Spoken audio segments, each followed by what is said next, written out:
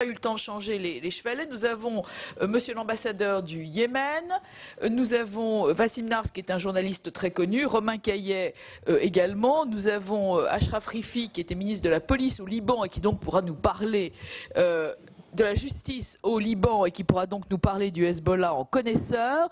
Je vais arbitrairement arbitrer cette table et donner la parole à Romain Caillet pour l'instant, qui va nous parler du djihadisme chiite.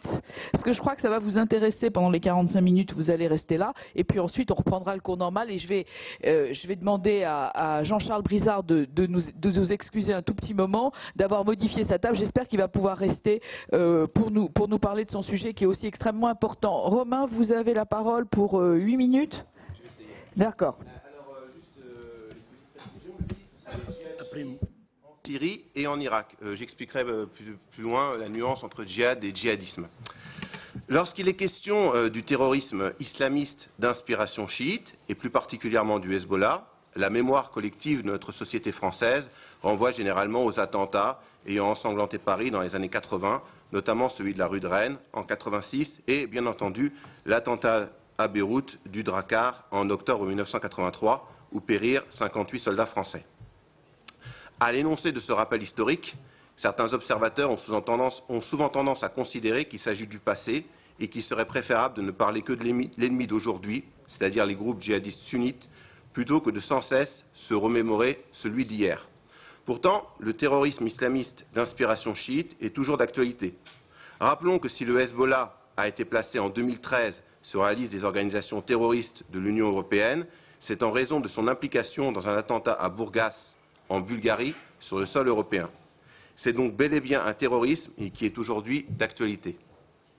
Au cours de cet exposé, nous n'évoquerons pas l'ensemble des terrains où évoluent des groupes se réclamant du djihad chiite et nous privilégierons une présentation des activités menées par le Hezbollah en Syrie et au Liban, ainsi que par les milices chiites irakiennes en Syrie et en Irak. Donc, dans cette première partie, pourquoi parler de djihad chiite? D'abord, étudions la différence entre djihad et djihadisme. Nous avons choisi de distinguer djihad et djihadisme. En effet, le concept de djihadisme est aujourd'hui à la mode et régulièrement employé pour désigner des groupes n'ayant pas grand-chose en commun. Ainsi, les supplétifs syriens de l'armée turque ayant récemment mené l'offensive contre la ville d'Afrin, tenue par des miliciens kurdes, ont souvent été qualifiés de djihadistes par certains éditorialistes. De notre point de vue, le djihadisme renvoie à une idéologie spécifique, salafiste djihadiste, dont se réclament l'État islamique et Al-Qaïda, privilégiant la lutte armée comme mode d'action politique. Cette définition s'accorde mal avec l'islamisme politique du gouvernement Erdogan ou encore d'autres mouvements islamistes, quand bien même revendiqueraient-ils leur lutte au nom du djihad, comme les sunnites du Hamas ou bien, ce dont il sera question au cours de cet exposé, des chiites du Hezbollah. Mais bien que je ne qualifie pas le Hezbollah de mouvement djihadiste, il faut quand même reconnaître que le Hezbollah a contribué à banaliser l'idéologie du djihad dans la société libanaise. Ainsi, la chaîne de télévision du Hezbollah, El Manar, est très regardée dans la communauté chiite et il est très fréquent de la voir diffusée dans des cafés ou des restaurants populaires de la banlieue sud de Beyrouth. Cette chaîne diffuse pourtant régulièrement des clips faisant l'apologie du culte du martyr. Les kamikazes du Hezbollah de ces 30 dernières années y sont régulièrement glorifiés. Il y avait un clip notamment dans la chaîne El Manar qui s'appelle Qawafi le Shuhada, la caravane des martyrs, où on voit défiler, on fait la biographie laudative d'un certain nombre de terroristes qui ont commis des attentats kamikazes. Au lendemain de la guerre de juillet 2006, ayant opposé le Hezbollah à l'armée israélienne, ce type de discours s'est banalisé dans d'autres secteurs de la communauté libanaise et parfois, dans l'euphorie de ce qui était présenté comme une victoire divine du Hezbollah, il n'était guère fait de différence entre Israël et l'Occident. Cette banalisation du djihad dans la société libanaise a eu des conséquences sur la radicalisation de certains sunnites, comme l'a observé le politologue Bernard Rougier, donc le meilleur spécialiste des groupes radicaux sunnites au Liban, dans son ouvrage « L'Oumma en fragments, contrôler le sunnisme au Liban ». Ça a été édité en 2011 aux éditions du PUF. Donc je le cite. Dans ce climat de célébration après le retrait israélien de mai 2000, donc Bernard Rougier date cette époque de mai 2000, c'est-à-dire au moment où les Israéliens se retirent du sud du Liban, Et cette dynamique de propagande va atteindre son apogée dans l'euphorie de l'après-guerre de juillet-août 2006 contre les Israéliens. Dans ce climat de célébration après le retrait israélien de mai 2000, marqué par une idéologie officielle de la résistance qui ne s'embarrasse guère de nuances pour distinguer l'action des États-Unis de celle d'Israël, le recours à la violence contre les interaméricains s'impose comme une évidence.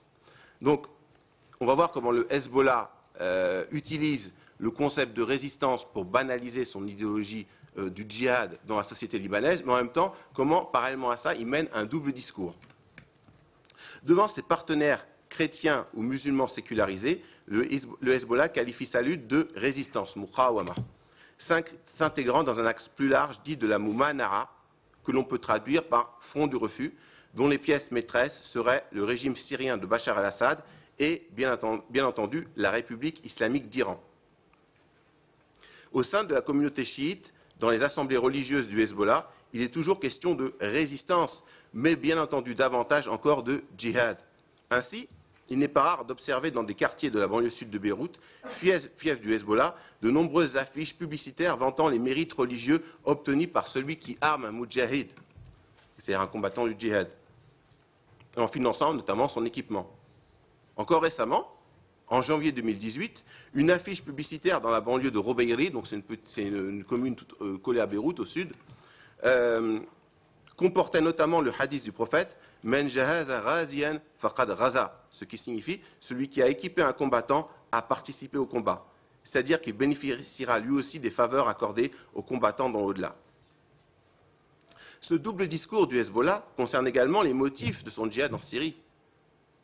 À leurs interlocuteurs occidentaux, les cadres du Hezbollah et leurs protecteurs iraniens pourront évoquer alternativement la lutte antiterroriste ou encore la protection des chrétiens d'Orient, alors qu'en réalité ce djihad fut d'abord légitimé par la volonté de protéger l'axe de la résistance et, entre guillemets, et conserver ainsi un régime syrien acquis à la lutte contre Israël et à une étroite collaboration militaire avec la milice chiite libanaise. Enfin, ce djihad a également pour objectif de préserver les mausolées chiites en Syrie, notamment celui de la banlieue de Saïda Zainab au sud de Damas.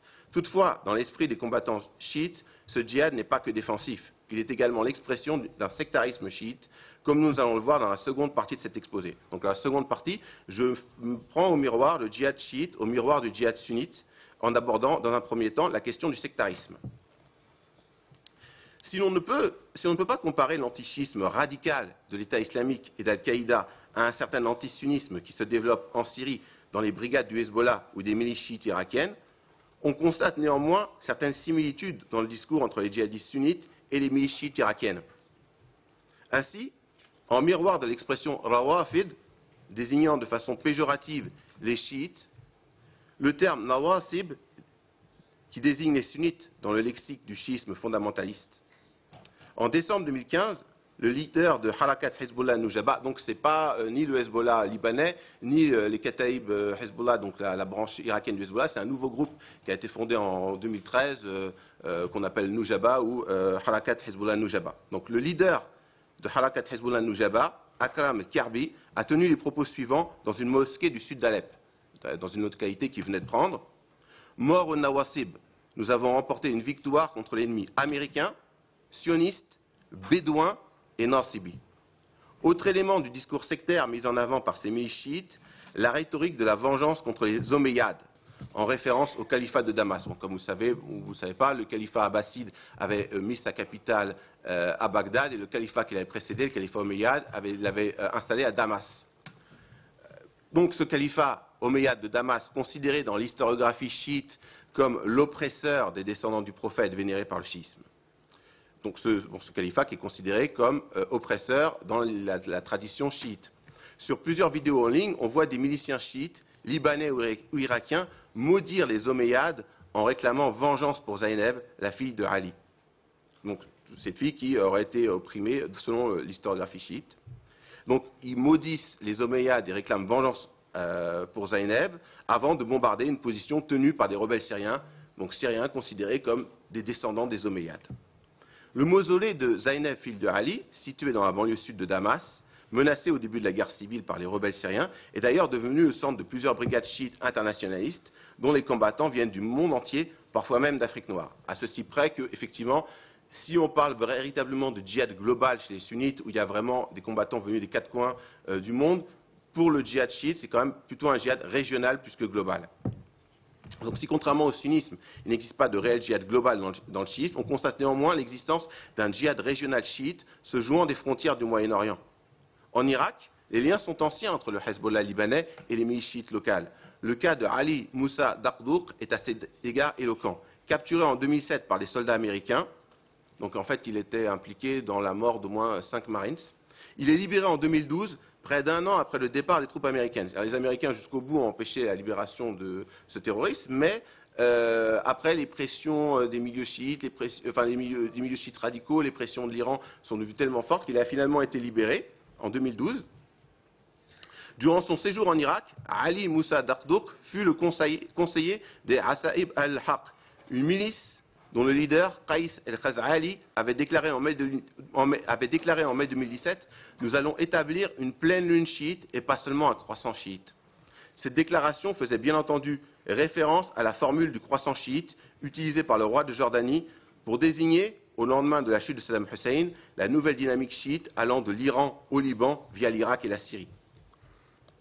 Outre des menaces régulières envers les troupes américaines en Irak, oui, parce qu'il faut savoir que Qais el-Khaz'ali, lui aussi avait été détenu par les Américains pendant la présence en Irak, puis libéré, puis revenu à la tête de sa milice, qui est soutenue par la coalition dans le cadre de la guerre contre le I. Donc après la bataille gagnée contre le I, et maintenant il invite régulièrement les Américains à quitter l'Irak et il menace régulièrement les soldats américains d'attentats s'ils ne s'empressaient pas de quitter le territoire. Outre des menaces régulières envers les troupes américaines en Irak, Qais el-Khaz'ali s'est rendu au sud Liban en décembre 2017, vêtu d'un uniforme militaire en tenant des propos provocateurs envers Israël. J'ai bientôt fini. Alors, souvent on pourrait dire, alors, ces groupes-là, finalement, ils luttent contre Israël, comme on vient de le voir. Ils sont des alliés de l'antiterrorisme, mais qu'on le veuille ou non, à travers Israël, c'est l'Occident qui est menacé par ce djihad chiite. Qu'on le veuille ou non, Israël est un pays occidental qui demeure d'un point de vue culturel, stratégique, économique et politique assimilé aux pays d'Europe de l'Ouest et bien entendu aux États-Unis. En d'autres termes, les interactions sont tellement fortes entre Israël et les pays occidentaux que viser les intérêts de l'État hébreu dans le monde constitue également une menace envers l'Occident. Les touristes israéliens demeurent encore aujourd'hui une cible privilégiée du Hezbollah, comme le démontre l'attentat de Bourgas, en Bulgarie, et la tentative d'attentat du Hezbollah à Chypre, toutes deux menées en juillet 2012. Dans ce contexte, et je finirai là-dessus, compte tenu de la stratégie actuelle du Hezbollah, qui si elle vise rarement les communautés juives locales, bon, je crois qu'il y avait une communauté, un centre communautaire juif qui avait quand même été visé dans les années 90 en Argentine. Donc, compte tenu de cette stratégie qui vise rarement les communautés juives locales, elle cherche en revanche activement à frapper les touristes israéliens circulant en Europe. Personne ne peut donc conclure aujourd'hui à l'impossibilité dans l'avenir de voir les partisans du Hezbollah commettre un attentat anti-juif ou, plus probablement, anti-israélien sur le sol français. Je vous remercie.